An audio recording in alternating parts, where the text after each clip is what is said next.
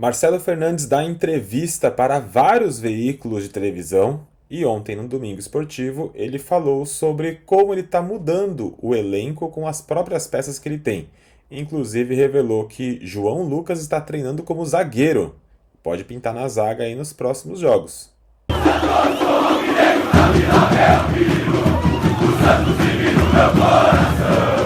É tática, torcedor. Eu sou o Luiz Oshiro, esse é o canal Santista no Oriente e hoje eu vou trazer para vocês aqui um cortezinho que eu peguei aqui do vídeo da entrevista, né, que o Marcelo Fernandes deu para o Domingo Esportivo, nesse domingo, dia 15 de outubro, e houveram várias perguntas, né, sobre ele voltar ao Santos, sobre como ele lidou com essa volta, sobre a importância do Galo, sobre muita coisa que a gente basicamente já ouviu ele falar e também já deduzia basicamente como estava acontecendo ali dentro do ambiente do Santos, mas eu recortei essa partezinha para a gente entender como que ele está mudando a parte tática do time, como que ele arrumou essa escalação de 3-5-2, como que ele colocou alguns jogadores em posições novas, inclusive ele detalha até algumas coisas sobre a falta de jogadores para cada posição e essa mudança de posição de alguns deles, né?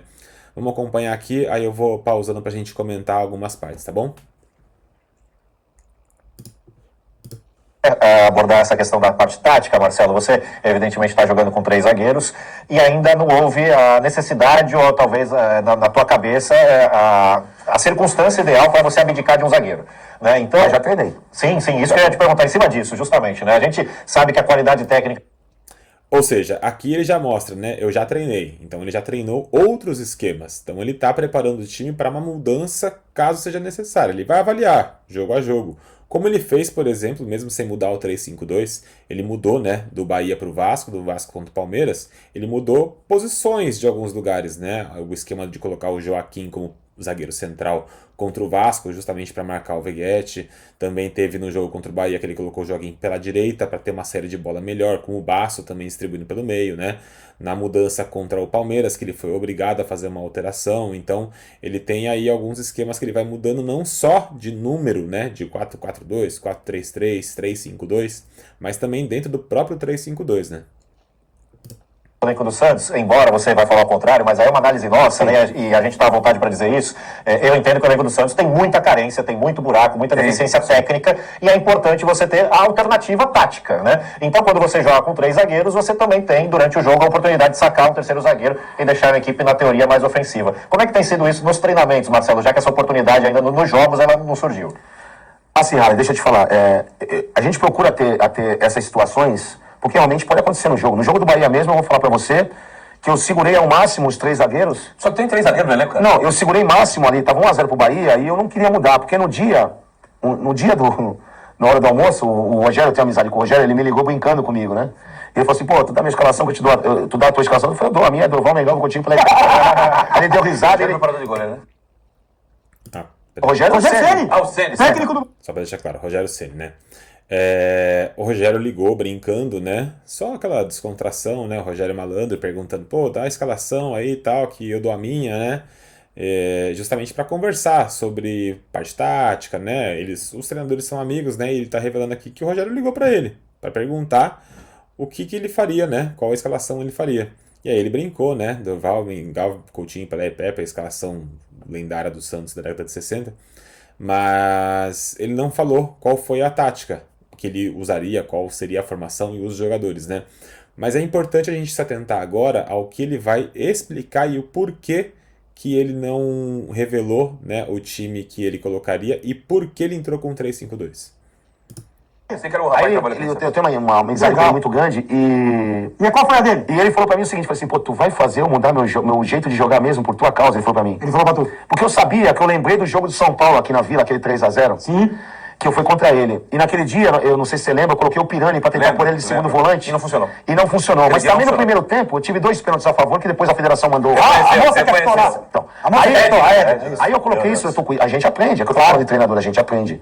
Então eu sabia que eu não podia, porque o jogo do Rogério é por dentro e a bola pra fora pra cruzamento de final. Perfeito. Eu não podia abrir de jeito nenhum. Tá? Essa possibilidade. E nós conseguimos um empate em Salvador, foi onde eu coloquei o Furk também pra ajudar tanto finalizar, mas também preocupado com a bola aérea. Mas voltando à tua pergunta... Não, peraí, eu quero saber qual a escalação...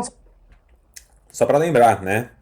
O Santos, quando jogou contra o Bahia, né, que acabou sofrendo aquele gol, que vai um chute espetacular lá do lateral que vai no ângulo, né, é uma jogada trabalhada que vai aberta e tentativa de cruzamento que acaba sobrando, eles abrem na esquerda de novo e vem um chute de fora da área. O que o Marcelo explicou é que contra o São Paulo, no ano passado, quando ele estava no Santos, antes de ser mandado embora, ele lembrou, né, do jogo, lembrou como trabalha o Rogério Ceni de fazer aquela posse de bola, trabalhar a jogada, abrir para lateral e fazer o cruzamento. Curiosamente, o primeiro gol do São Paulo contra o Santos foi o gol do Éder. É uma jogada trabalhada pelo meio, abre-se na direita, o São Paulo cruza a bola na área, o Éder cabeceia e faz o gol, 1-0 São Paulo. A partir daí, o São Paulo dá uma fechada e começa a jogar no contra-ataque, tanto que os gols que saem são mais no contra-ataque. Os gols do São Paulo, né? O segundo e o terceiro gol. Inclusive, é um cruzamento na área que o Bauerman tenta cortar e acaba fazendo um gol contra. E o segundo é num contra-ataque, num chute de fora da área, que o São Paulo faz o terceiro gol. Inclusive, é o jogo que o São Paulo contra o Santos faz 3-0, mas o Santos tem 2 pênaltis não marcados nem revisados, inclusive que depois a Edna teve aquela geladeirinha, né, básica que a federação até pediu desculpas e tal, né, foram revistos depois. Mas é importante a gente entender que o Marcelo, que todo mundo fala, em 2015 ele foi campeão, mas depois deixou o Santos na zona de rebaixamento, foi o Dorival que resgatou o Santos. O Marcelo está mostrando aqui que ele cresceu na carreira, que ele foi crescendo, foi ganhando experiência e foi amadurecendo. O Marcelo de 2023 não é o Marcelo de 2015. Ele acabou de mostrar que ele pegou uma experiência lá atrás, no ano passado, trabalhou isso, comparou como o Rogério joga e viu que o Rogério ainda está jogando dessa forma com o Bahia. E até o Rogério brinca, né? Liga e fala, pô, você vai fazer eu mudar a minha forma de jogar? Ou seja, graças à formação e à forma de anular o esquema do Rogério, que foi o 3-5-2 para anular as laterais do Bahia, o Rogério precisou mudar a forma de jogar e não conseguiu trabalhar durante a semana uma forma de jogar diferente do que ele está acostumado, que fosse efetiva, tanto que não foi, o Santos virou e ganhou do Bahia. Ou seja, mérito do Marcelo Fernandes, estudou o adversário, estudou o técnico adversário, a forma do adversário jogar e fez com que o Rogério precisasse mudar.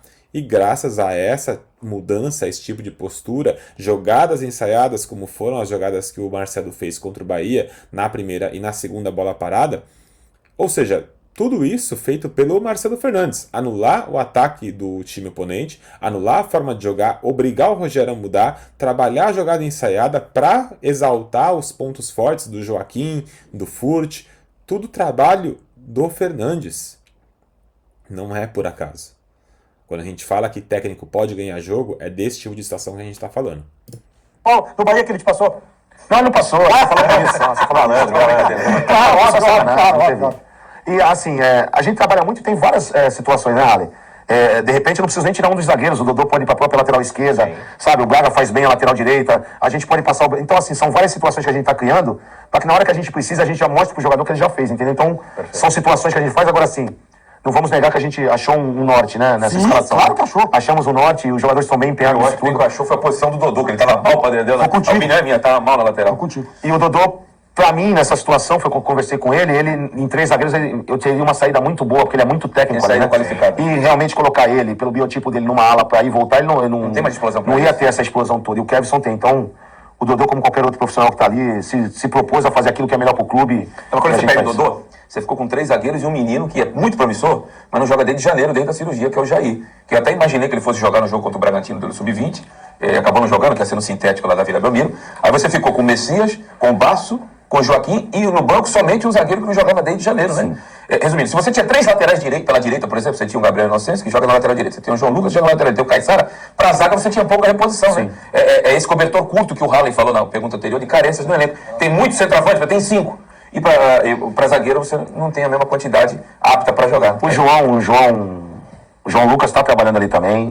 Sim, está trabalhando também. Tem estatura para isso também. Exatamente, tem explosão, tem força. Também está trabalhando muito bem, forte. São opções que a gente tem que encontrar, né, Ademir? Agora não tem mais condicionar ninguém, não tem mais que nada. Agora é a hora, quem está condicionado está fisicamente. Já viu a tabela, né, Marcelo? Sim.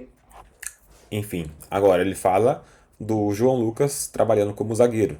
para poder fazer aquele zagueiro pela direita, a função que o Joaquim faz, como um zagueiro, e tem a saída como se fosse um lateral, né, atrás do ala, que seria o Braga, né? Então ele fala que o Braga também faz bem a ala, que o Kevson faz bem a ala, que o Dodô não tem mais condição de explosão física para fazer a lateral, por isso ele está fazendo um zagueiro para saída de bola, e ele não falou isso, mas pelo que eu entendi, o João Lucas trabalhando como zagueiro é para fazer a mesma coisa que faz o Dodô pela esquerda, o João Lucas pela direita.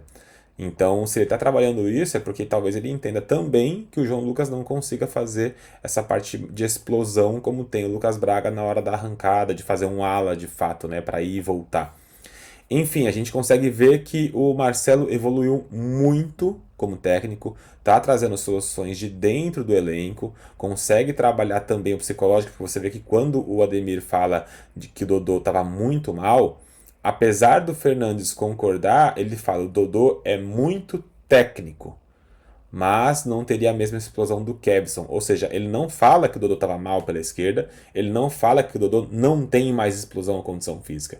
Ele exalta o Kevson, que o Kevson tem mais explosão, que o Dodô é técnico para fazer a saída como um zagueiro. Então ele tenta o tempo todo exaltar o que tem de bom no jogador. Por isso ele está adaptando o jogador nessa posição diferente, ao invés de ele falar: tal jogador não tem condição de fazer isso, por isso eu estou aproveitando em outro lugar.